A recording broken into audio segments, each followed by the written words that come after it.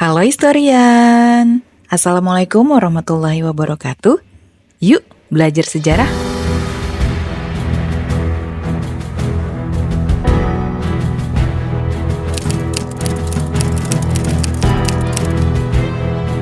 Pada abad ke-16, Cornelis de Houtman memimpin ekspedisi Belanda yang ambisius untuk mencari sumber rempah-rempah langsung ke Nusantara.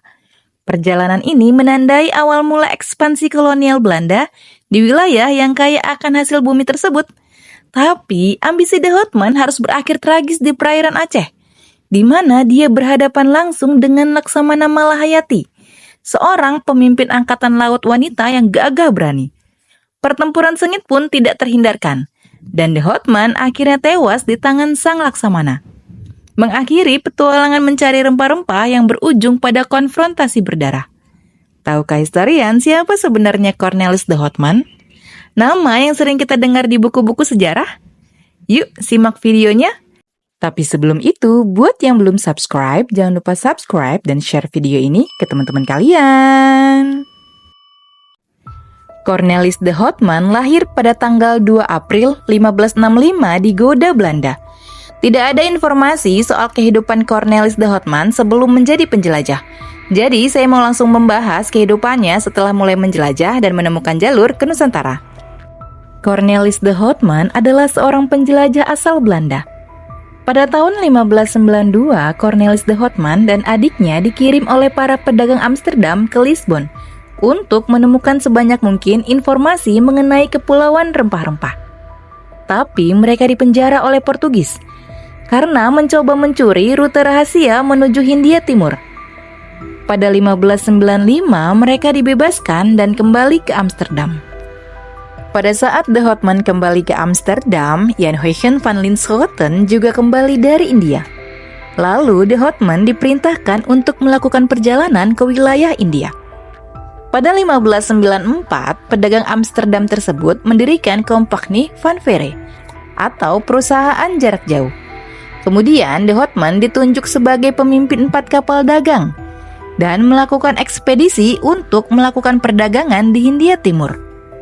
De Houtman bersama adiknya, Frederik, lalu berangkat ke Hindia Timur pada 2 April 1595 dengan petunjuk navigasi dari Jan Huygens van Linschoten.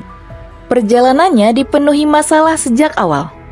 Penyakit sariawan merebak hanya beberapa minggu setelah pelayaran dimulai akibat kurangnya makanan. Pertengkaran di antara para kapten kapal dan para pedagang menyebabkan beberapa orang terbunuh atau dipenjara di atas kapal. Mereka terpaksa berhenti sebentar di Madagaskar. Masalah bukannya meredah, justru semakin bertambah besar. Masalah tersebut menyebabkan kematian lagi, dan kapal-kapalnya bertahan di sana selama 6 bulan.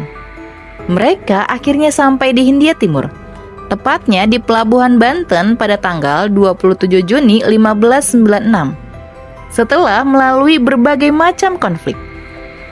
Pada 27 Juni 1596, ekspedisi de Houtman sampai di Banten. Hanya 249 orang yang tersisa dari pelayaran awal. Penerimaan penduduk awalnya bersahabat.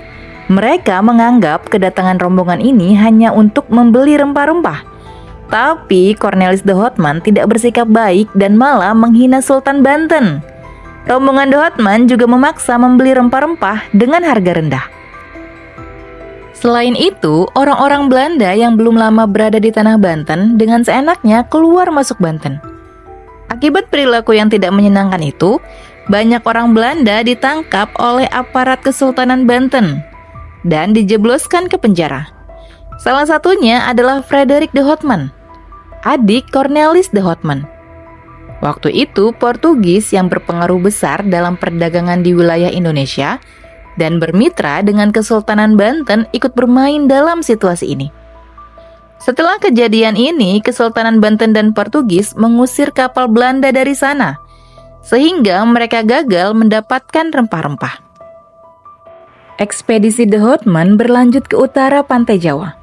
Sayangnya di perjalanan kapal mereka dihadang perompak di lepas pantai Tuban. Karena kesal, dia menumpahkan kemarahannya dengan menyerang beberapa kampung di Madura.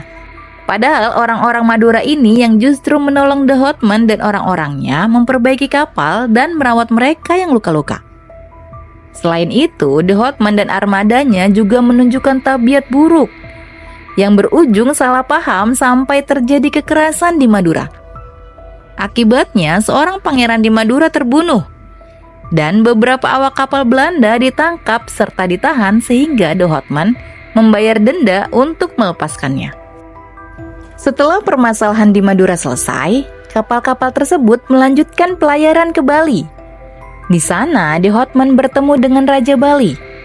Di Bali, The Hotman dan kelompoknya berhasil memperoleh beberapa pot lada pada 26 Februari 1597. Dia lalu kembali lagi ke Belanda pada tanggal 14 Agustus 1597 dengan membawa 240 kantong lada, 45 ton pala, dan 30 bal bunga pala. Dari 249 awak, hanya 87 yang berhasil kembali. Ekspedisi The Hotman ini dianggap gagal karena banyaknya armada Belanda yang tewas dan penolakan di berbagai daerah. Tapi meskipun dianggap gagal, perjalanan ini juga bisa diakui sebagai kemenangan bagi Belanda. Pihak Belanda sejak saat itu mulai berlayar untuk berdagang ke timur. 2 tahun kemudian, The Hotman kembali melakukan pelayaran keduanya ke Nusantara. Kali ini dia tidak mendatangi Banten, tapi singgah di Aceh pada bulan Juni 1599. Sayangnya, memang watak The Hotman keras dan sombong. Di Aceh, dia juga membuat masalah dengan Kesultanan Aceh. Selain karena The Hotman yang berulah, ditambah adanya provokasi dari Portugis, akhirnya membuat Sultan Alauddin meminta Malahayati menyerang kapal Belanda tersebut. Setelah mendapat perintah, Malahayati dan pasukan Inong Bale menyerang kapal Belanda, yang saat itu masih bertahan di Selat Malaka. Pertempuran itu terjadi di tengah laut, sampai akhirnya pasukan Inong Bale dan Malahayati berhasil mencapai kapal Hotman bersaudara. Malahayati menantang The Hotman untuk berduel, dan terjadilah pertarungan 1 lawan 1 tersebut di atas geladak kapal Cornelis The Hotman pada 11 September 1599. Malahayati menggunakan rencongnya, sedangkan The Hotman memakai pedang. Perbedaan ukuran 2 senjata ini tidak membuat Malahayati gentar. Dia justru merasa tertantang dan akhirnya berhasil menikam The Hotman sampai tewas. Akibat pertempuran ini, pasukan Inong Bale berhasil menguasai armada Belanda.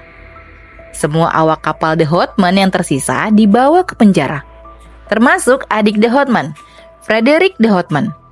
Setelahnya, Malahayati terlibat dalam perundingan mewakili Sultan Aceh dengan pihak Belanda untuk melepaskan Frederick. Perundingan itu kemudian menghasilkan perdamaian. Frederick The Hotman dibebaskan dan diizinkan kembali ke Belanda.